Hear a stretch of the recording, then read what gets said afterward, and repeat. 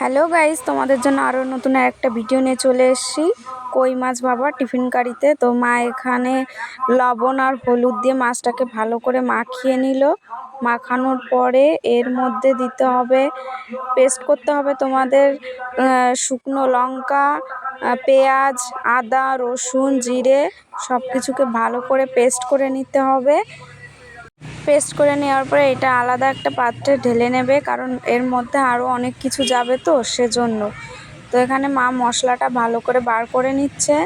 নেওয়ার পর এর মধ্যে সামান্য একটু জল দিয়ে মিক্সার গ্রাইন্ডারটাকে ধুয়ে নিচ্ছে, কারণ এর মধ্যে যে মশলাটা আছে ওর মধ্যে দেওয়ার জন্য।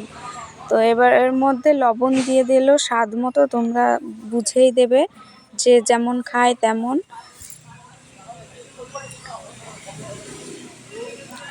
লবণটা দিয়ে দিল। এরপরে এর মধ্যে হলুদ দিয়ে দিতে হবে। হলুদ দিলে ভালো একটা কালার আসবে, যতই পেস্টের কালার হোক না কেন। এবার এর মধ্যে সামান্য ধনের গুঁড়ো দিচ্ছে, এখানে হচ্ছে গিয়ে জিরের গুঁড়ো দিচ্ছে, অনেকটাই জিরের গুঁড়ো দেবে, তাহলে দেখবে স্বাদটা একটু বেশি আসবে। আর এখানে শাহি গরম মশলা দিচ্ছে, গরম মশলাটা একটু বেশি করে দেবে। আর এর মধ্যে একদম খাঁটি সর্ষের তেল দিচ্ছে, এটা দিলে তো স্বাদ একদম চুমু হয়ে যাবে। তোমরা একবার ট্রাই করে দেখতে পারো, বাড়ি অসাধারণ খেতে হয়। তো এখানে মা ওটাকে ভালো করে মেখে নিচ্ছে। মাখার পরে এরকম তোমরা একটা টিফিন কারির মধ্যে নেবে, টিফিন কারিতে দিলে জিনিসটা ভালো সিদ্ধ হয়।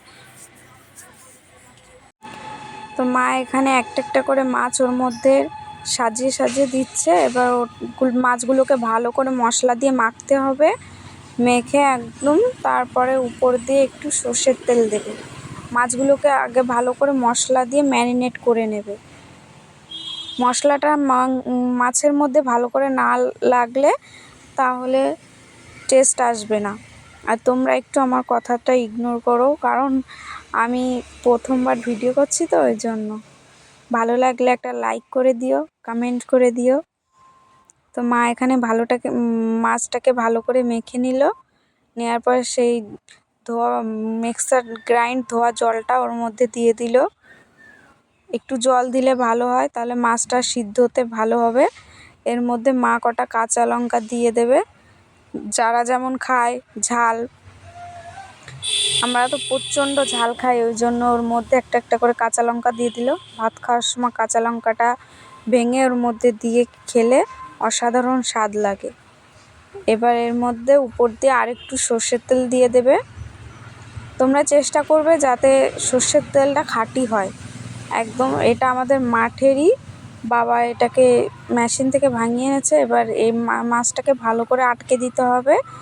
দেওয়ার পর এটাকে কড়াইয়ে অর্ধেকটা জল দিয়ে এটাকে বসিয়ে দিতে হবে। ওই আধ ঘন্টা 30 মিনিট মতো বসিয়ে দিলে হয়ে যাবে। একটা কিছু দিয়ে চাপা দিয়ে মাছটাকে ঢেকে রাখতে হবে। দিয়ে তোমাদের আবার যখন আমি খাবো তখন তোমাদের সঙ্গে শেয়ার করছি কেমন। এই দেখো বাপাটা হয়ে গেছে। এখানে আমি ভাত নিয়ে নিয়েছি যেটুকু খাই। এখানে দেখো কি সুন্দর তেল গলেছে, লঙ্কাগুলো একদম পারফেক্ট সিদ্ধ হয়ে গেছে, মাছটা একদম ভালো কুক হয়েছে। তোমরা একবার ট্রাই করতে পারো, অসাধারণ লাগে, একদম কম সময় হয়ে যাবে তাড়াতাড়ি খেতে। তো ভালো লাগলে অবশ্যই ভিডিওটিকে লাইক করে দিও। তো দেখো মাছটা কত সুন্দর সিদ্ধ হয়ে গেছে, যে